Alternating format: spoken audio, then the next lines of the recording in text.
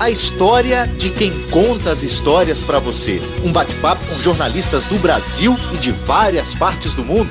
La Siesta, com Patrícia Vasconcelos.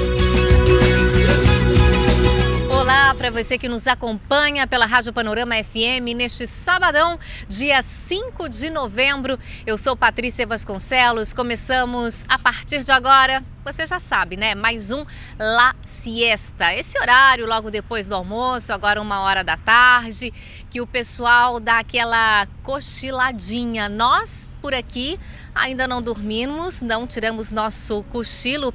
Vamos conversar sobre jornalismo, as notícias que marcaram a semana. O meu convidado já está aqui do meu lado, para você que assiste esse programa, porque nós gravamos em vídeo também para o site da Rádio Panorama FM, também vai para a página da rádio no Facebook. Vocês já podem vê-lo. É o meu editor de internacional do SBT. Uma curiosidade, porque ele já participou do programa La Siesta. Foi uma conexão diferente. Ele estava em São Paulo, eu no Japão. Nós fizemos um programa via Skype, o primeiro que eu fiz via Skype. E agora, olha que coincidência, Renan de Souza está aqui em Buenos Aires e faz o programa ao vivo com a gente. Renan, que maravilha! Prazer tê-lo aqui, bem-vindo, agora pessoalmente. Obrigado pela oportunidade, boa tarde para o pessoal da rádio em Itabajubá, né? A gente aqui ainda não dormiu, como você falou, e é um prazer enorme estar aqui. Não agora. Dormiu não é porque a gente emendou a noite, a cochiladinha que se chama siesta e que dá nome a esse programa. Exatamente, a cochiladinha que é ótimo, né? Depois do almoço. Revigorante, Renan, você tem que adotá-la, assim, as empresas deveriam adotar, né? Porque você já está a caminho do SBT nesse horário. Sim, exatamente, eu acho que deveria ser uma prática usual no Brasil, né? A gente voltaria com mais produtividade, mais proativo para seguir trabalhando, né? Mais descansado. Mas a siesta é um hábito nas cidades do interior. Aqui em Buenos Aires realmente não rola muito não, cidade grande é um pouco mais difícil, né? Eu imagino, acho que seria o mesmo para São Paulo, né? As pessoas vivem correndo, sempre apressadas, então acho que seria até difícil adotar assim, né? Em Itajubá eu acho possível, porque se você conseguir no seu trabalho ter o horário de almoço e você conseguir ir para casa, precisa ser meia hora de sono também, mas assim, uns 10, 15 minutinhos, sabe? Aquela cochiladinha, você já volta Exatamente, ainda mais para quem mora próximo do trabalho, assim, é sensacional, né? O Renan está aqui em Buenos Aires, conhecendo a Argentina por Buenos Aires, primeira vez que ele vem, né? O que você está achando da cidade? Cidade incrível, uma cidade encantadora. Nossa, só viu o lado bom até agora, hein? Nada é 100% perfeito, Renan. Acolhedora também, né? Também está na minha casa. É um prazer enorme. Mas é uma cidade bem interessante, porque assim, tão próximo do Brasil e tão diferente, né? Assim, é outra atmosfera, né? Muito diferente, assim. O clima é ótimo, as pessoas são ótimas. Bom, não sei, tem gente que não acha o argentino muito simpático, não. Minha mãe, por exemplo, quando vem aqui, fala assim... Olha, eu achei eles realmente hermanos. Enfim, o Renan, notícia boa, ele veio receber aqui em Buenos Aires, recebeu ontem, sexta-feira, um prêmio concedido pelo Senado argentino. Olha só que bacana, o Renan, ele foi indicado para receber esse prêmio, entre outras pessoas. Que prêmio é esse? Sim, eu recebi o prêmio Líderes para o Desenvolvimento, né, que é um reconhecimento que o Senado da Argentina dá todos os anos a latino-americanos que se comprometem com o desenvolvimento econômico e social da América Latina, né?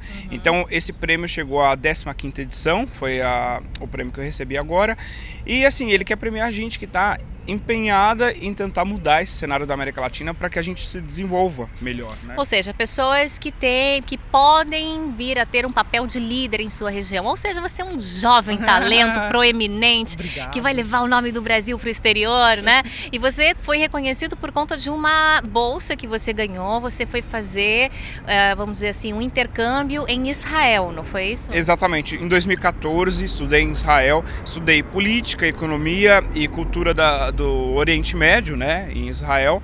E fui indicado por Israel porque eles me consideraram uma pessoa de liderança. Estudei no Instituto Internacional para Líderes, né, próximo de Tel Aviv, em uma cidade que se chama Kfar Saba. E fui indicado por Israel, e o Senado da Argentina fez uma análise do meu perfil, o que eu já havia feito, né, e me concederam um prêmio, porque o ano passado participei na Rússia do primeiro BRICS, que é Brasil, Rússia, Índia, China e África do Sul. O grupo que leva esse nome pelas siglas das 5 letras que representam esses 5 países. Esses 5 países, exatamente. No ano passado, na Rússia, eles realizaram o primeiro encontro dos jovens dos BRICS, né?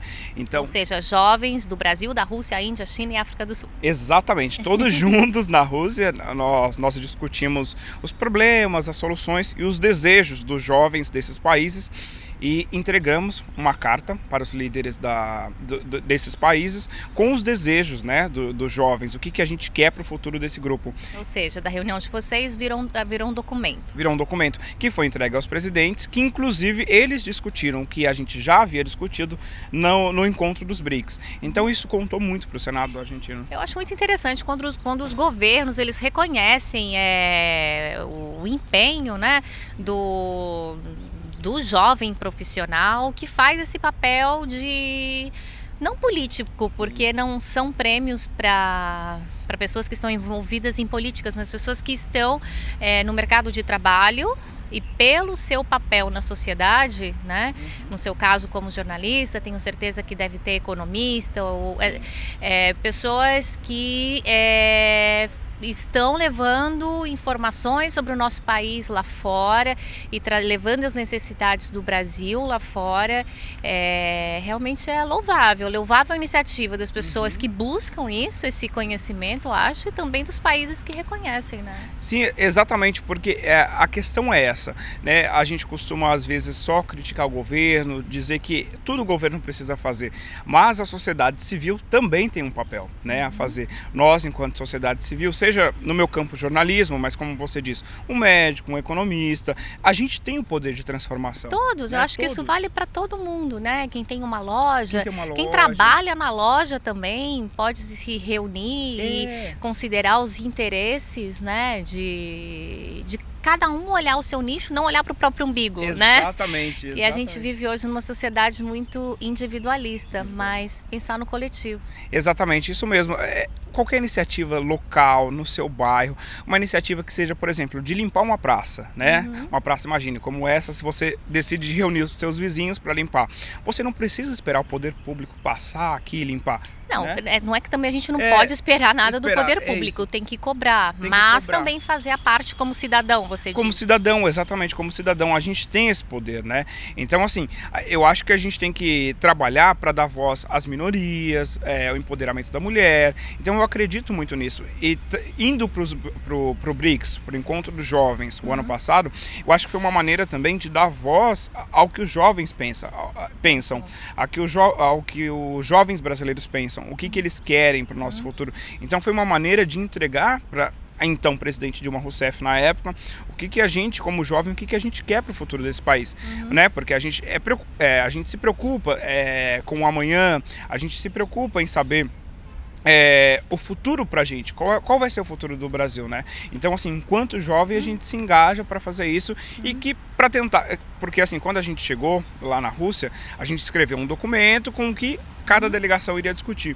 E eu justamente falei sobre isso, sobre o direito das minorias, sobre o direito das mulheres, igualdade para as mulheres, empoderamento feminino. Então, tudo isso eu levei à reunião final, o conselho aprovou e a gente entregou isso para os presidentes. E, inclusive, foi uma reunião diferente de se trabalhar, porque eu estava, por exemplo, com Rússia e China, que não sabem exatamente o que é liberdade de imprensa. A gente tem uma liberdade de imprensa enorme no Brasil comparado a esses países. Assuntos que marcaram a semana. Você comentou antes da gente entrar no ar que você ia falar sobre Hillary Clinton, a disputa com Donald Trump, porque as eleições estão na reta final. A eleição é que dia nos Estados Unidos? Dia 8, terça-feira, né? Terça-feira. Olha, e acho que nunca o mundo inteiro teve tão assim pendente do que acontece nos Estados Unidos, né? Porque o Trump, tão polêmico, Extremamente polêmico, né? Extremamente. E essa semana deu uma embaraçada, né? Na pesquisa, você na diz? pesquisa, exatamente. Porque ele já estava assim, não, perdeu, agora parece que pode ser que ganhe. Que ganhe, exatamente, porque o fio da meada que mudou tudo isso foi a revelação de que o FBI, a Polícia Federal Americana, vai reabrir uma investigação sobre o uso de e-mails da Hillary Clinton, quando ela era secretária de Estado. Ela usou o e-mail pessoal para tratar de assuntos de trabalho. Então, aí quando eu li isso daí, eu falei assim, nossa, mas eles não levam isso tão a sério, né? Porque o FBI está investigando o fato da Hillary Clinton, quando ela era secretária de Estado, ela ter usado um servidor pessoal para tratar de assuntos do trabalho. Eu falei, tá, deixa eu puxar isso para o meu lado então. Então eu trabalho por uma empresa, uma emissora de TV, é como se eu... Tá, mas ela é um cargo público, é como se eu tivesse sido investigada por estar usando o Gmail ou o Hotmail, levando pro âmbito público, então, né, de governantes. É como se talvez um senador da República tivesse sido investigado por ter usado o Gmail em assuntos de trabalho. É isso, não pode. Não pode, exatamente. Os americanos são extremamente sensíveis, né, com esse tema, porque qual é o medo deles? Vazamento de informações secretas, né? Que tipo de informação? Explica pra gente. A Hillary Clinton, enquanto secretária de Estado, ela é um braço forte do presidente, né? Ela é a chefe da diplomacia americana.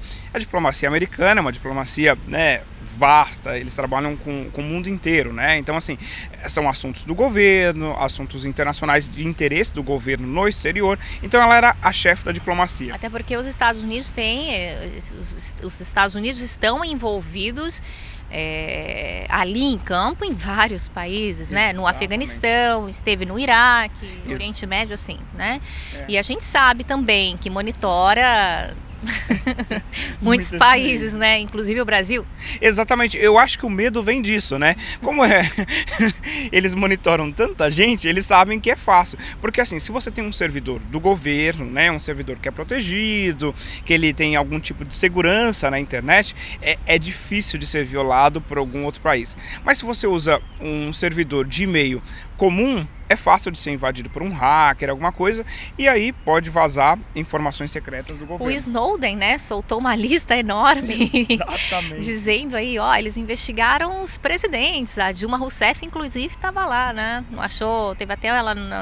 Não foi visitar, tinha uma visita para os Estados Unidos e cancelou quando ela descobriu que o e-mail dela tinha sido invadido. Cancelou como forma, de uma maneira diplomática, educada de dizer que eu não gostei disso. Você cancela uma visita de Estado, né, que fica chato fazer isso, né? Então, resumindo, a Hillary Clinton usou o e-mail pessoal para tratar de trabalho. Isso mostra o quê? Falta de confiança? Ela não é confiável? Exatamente, como uma pessoa que tem um cargo público, vai representar o país, não sabe nem lidar com informações secretas, sigilosas, não sabe nem seguir protocolos, né? Americanos, eles adoram seguir protocolos, né? Protocolos corretos, tem que fazer dessa maneira, é assim, não tem... Às vezes a gente no Brasil aprende, dá para cortar o caminho, né? Fazer de alguma outra maneira, mas para o americano ele segue muitos protocolos à risca. E ela, como então chefe da diplomacia, não poderia usar, né, um e-mail pessoal para tratar de assuntos de trabalho. A lei não permite, a lei americana não permite fazer isso. E o que você acha que pesa mais contra o Donald Trump nessa reta? Porque que ele já falou que latinos são uma praga, isso a gente já sabe, né? Teve declarações preconceituosas, depois ele ficou pisando mais em ovos, assisti todos os debates, vi que ele foi desacelerando, né? Exatamente. Que o muro que separa Estados Unidos do México já não seria daquele jeito, apesar de que ele pensa isso mesmo, né? Exato. É até engraçado você citar essa questão, porque assim, para mim, eu acho que até para muitos brasileiros também, é muito mais grave um candidato que tem acusação de assédio sexual do que uma outra candidata que utilizou um e-mail pessoal para tratar de assuntos de trabalho. Mas isso é na cabeça de um brasileiro? Eu acho que na cabeça de um brasileiro, pelo menos na minha, eu acho que muita gente que eu encontro, a gente conversa, mas fala assim, como assim, né? Como que a questão do assédio sexual ficou em segundo plano por conta de um e-mail? E eu acho isso, eu acho muito mais grave um candidato envolvido em questões de assédio sexual, um candidato xenófobo, um candidato preconceituoso, um candidato racista que pode acirrar ânimos nos Estados Unidos que já andam, né, de uma certa maneira exaltados. Então acho que assim, é muito mais perigoso esse candidato na presidência, no controle da maior economia do mundo, no controle de um país assim que é chave para muitas regiões, para a estabilidade de muitas regiões, ou para a instabilidade em alguns casos, né? Mas é interessante ver que ele tem muitos adeptos, né? Quer dizer, muitas pessoas pensam como ele. Exatamente. Então isso demonstra também um pensamento coletivo, né? Que então não está de acordo com o que você, Renan, pensa, mas está de acordo com o que muitos americanos pensam. Que ao meu ver também me choca um pouco, sabe? Saber que as pessoas podem ser racistas, mas aí você vai defender um líder que nitidamente não é só contra muçulmano, mas também latino, né? De imagem interessante, me comenta a manifestação a favor do Donald Trump na Paulista. É que foi um pouco engraçado, tinha um pouco... O que o brasileiro está defendendo o Donald Trump? Até brasileiros pensam como ele, porque tinha, pelo menos meia dúzia eu vi ali, não era muita gente, mas eles estavam gritando... A favor Trump, na verdade. Trump, né? Eles não falavam Trump, era Trump, né? Trump. Não, mas sem tirar onda, né? Porque também inglês não é nossa primeira língua, ninguém é obrigado a falar bem, né? A gente é obrigado a falar o português, come on também. Mas o que você achou disso aí? Eu acho que assim, é o mesmo fator do americano, né? Tem esse americano que pensa como o Donald Trump e tem brasileiros que também pensam como Donald Trump, né? Então, mas assim, eu acho que quem foi para a Avenida Paulista em São Paulo protestar a favor, né, do Donald Trump, esqueceu de um detalhe: ele é brasileiro e latino, né? Também de certa maneira é brasileiro, então assim. Mas eu acho que é curioso esse fenômeno social até para quem representa o povo pensar nisso, né? Porque tem tantas pessoas pensando assim e como os governantes podem acatar os anseios dessas pessoas também, né? Exatamente. Porque a gente vive numa sociedade plural, assim penso eu. Cada um tem o direito de gostar de quem quiser para líder e de se expressar. Isso, mas assim, eu tenho visto, assim, se a gente analisar, está acontecendo no mundo uma guinada mais à direita, né, no sentido de política, né? A gente tem governos mais à direita surgindo, né? Teve uma onda que nem, por exemplo, na América Latina, de governos mais de esquerda, alguns até mais populistas, mas de cunho mais social, né, que pensavam no social. E você vê de um tempo para cá mais essa questão de um governo à direita, mais conservador, mas o mundo tem ficado assim, né? De uma certa maneira. Mas a história é assim, né? É cíclica. Exatamente. A gente pega um livro de história, a gente vê, né? Depois você fala assim, em que ponto, como vai ser chamado esse período no livro de história, enfim. Então, os livros de história, vamos dizer, há alguns anos o período que a gente está vivendo, né? Dá um nome a ele. Mas é claro uma guinada que está acontecendo e cede aos anseios de pessoas que às vezes tem medo de que um imigrante chegue em seu país, pegue seu emprego. O protecionismo é necessário, né, Renan? Também, casos, igual os refugiados, a questão dos refugiados. Eu até vou abrir aqui para uma opinião pessoal minha. Acho que os governos deveriam colocar políticas públicas de acolhimento mesmo dessas pessoas, porque você não pode dizer não é problema meu e não tenho nada a ver com isso. Também é a questão imigratória. Também não ter barreiras é um problema porque afeta a economia local, afeta o emprego do cidadão que está ali, segurança pública. É complicado nesse sentido, mas fechar as portas não dá também, né? Para uma pessoa que simplesmente não tem, muitas vezes, opção em seu país, né? Vítimas de guerra vítimas da situação horrível que os venezuelanos estão vivendo. Você vai dizer, eu não vou receber essas pessoas? É desumano, né? Exatamente, e você analisa às vezes, muito imigrante ele tem uma qualificação ótima, né? Assim, uma ótima qualificação. Eu mesmo em São Paulo, eu comecei a estudar árabe, porque eu tinha curiosidade e fui estudar árabe. Então, na escola onde eu aprendo árabe, há muitos refugiados sírios, né? Que me dão aula de árabe, em troca eu ensino português. E você começa a conversar com as pessoas, são pessoas extremamente inteligentes, com bacharelado em engenharia, medicina, em várias áreas que fugiu de uma guerra, de um país que não tem condições de viver. Então, assim, são pessoas qualificadas que, se elas aprenderam o idioma, elas podem com certeza contribuir para o Brasil, em lacunas que eventualmente haja, né? Mas, assim, claro, eles estão se sujeitando, em muitos casos, a trabalhar com coisas, assim, que não tem muito a ver com a formação. Né? Eu vi a reportagem do Fábio Diamante no SBT, inclusive, falando sobre o número de venezuelanos lá em Roraima, e aí isso gera um problema também, né? Porque o sistema público de saúde fica sobrecarregado. Aí brasileiros não tem como marcar uma consulta, uma mulher grávida lá não tinha horário para ela, uma brasileira. Então, dá para também fechar os olhos. Sim, exatamente. É um desafio pro governante, viu, Renan? Não, exatamente, porque se você pensar o caso de saúde pública, com todos os defeitos que possa haver no SUS, mas ele é um sistema de saúde universal, um modelo único no mundo, que atende todo mundo que chega lá para ser atendido, né? Deveria atender. Ou deveria atender, né? Supostamente assim, deveria atender, né?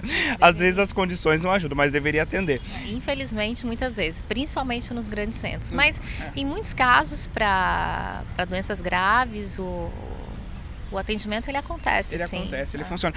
O que é diferente dos Estados Unidos? Você pode ser imigrante. O que for, se você chegar lá, os hospitais são todos privados, né? Você precisa pagar, e não é pagar pouco. É pagar, assim, um valor de 40 mil, 50 mil reais, para um procedimento simples. A saúde lá é extremamente cara, né? Então, assim, é um desafio para o governante pensar nesse sentido no Brasil. É uma política pública que ele vai precisar desenvolver, né? É uma política pública de pensar a segurança pública, às vezes, né? A questão de costume. Nem todo mundo que chega num país está acostumado com a lei local, está acostumado com os nossos costumes mesmo brasileiros, né? A gente, graças a Deus, nós somos um povo que a gente tem uma boa maneira de receber quem vem de fora, né? A gente acolhe, mesmo que eu acho legal do brasileiro, que às vezes não fala o idioma, mas fala com a mão, fala com gesto, né? Dá um jeito de ajudar a pessoa que está chegando para que ela se sinta em casa, né? A gente tem muito essa característica acolhedora, né? Então isso é ótimo também.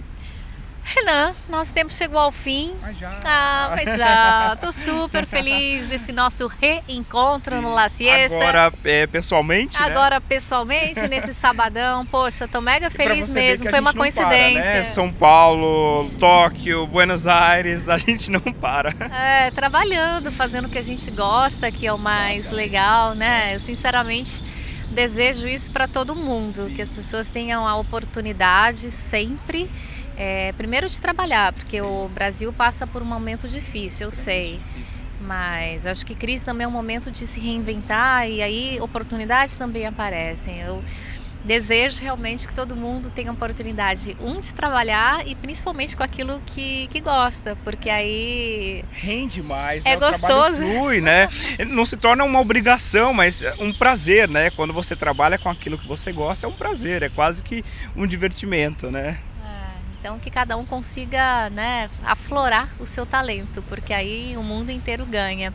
Obrigada por esse bate-papo, obrigada por ter vindo nos visitar, parabéns pela sua premiação, viu, Renan? Obrigado, eu que agradeço a oportunidade, um abraço a todo mundo de Itajubá, obrigado, e o seu programa é perfeito, maravilhoso, muito bom. Puxando o saco. O próximo encontro eu quero que seja lá em Itajubá, tá bom? Para você conhecer a Rádio Panorama FM e comer a nossa comidinha. Posso comer pão de queijo, um pãozinho de queijo, adoro pão de queijo. Comida mineira é muito boa. Muito boa, né? É que nem eu já te falei outra vez, minha mãe é mineira, então assim, eu amo comida mineira, né? Eu acho Minas Gerais um estado sensacional, né? As pessoas tem uma pessoa que fala, de onde você é? Minas Gerais, eu adoro os mineiros, cara, todo mundo me adora quando eu falo que eu sou mineira. Minas Gerais é sensacional, né? Povo acolhedor, super... Vamos tomar um cafezinho aqui comigo, adoro café, pão de queijo, queijo, né? Então, nossa, eu Não é só pão de queijo, não. Parece que a gente só come pão de queijo, Renan. Não é assim. Não, eu sei que tem mais que pão de queijo. É que pão de queijo eu sou apaixonado. Eu sou apaixonado por pão de queijo. Ó, um beijo, obrigada. Tá? Até a próxima para você, ouvinte da Rádio Panorama que nos acompanhou nesse sábado. Obrigada por ter escutado o nosso bate-papo aí, né, durante tanto tempo. O nosso encontro então é no próximo fim de semana. Fique ligado, La Siesta, na Rádio Panorama FM 103,5, sempre aos sábados para você. Tô tentando um reprise no domingo, vou ver se eu consigo um horário. Ótimo, perfeito. Tô tentando. Perfeito. Outro horário, por favor. Por favor. Por favor. Ela merece. Eu sempre pergunto de uma música, hoje eu vou pedir, tá? Ótimo, perfeito. Eu queria uma música do Patofu, Tempo. Ah, legal, ótimo, perfeito. A gente falou tanto de Minas e gosto muito da Fernanda Takai. Eu acho que é uma banda, já não é nova de Minas Gerais, mas sempre muito meiga e positiva. Então, Patofu. Com ótimas letras, né? Sempre bem relaxantes, assim, que faz você pensar. Eu acho que cai bem nesse sábado. A gente termina com Patofu, então um ótimo sabadão, um excelente fim de semana para vocês. A gente se fala então daqui uma semana. Até lá. Tchau, tchau.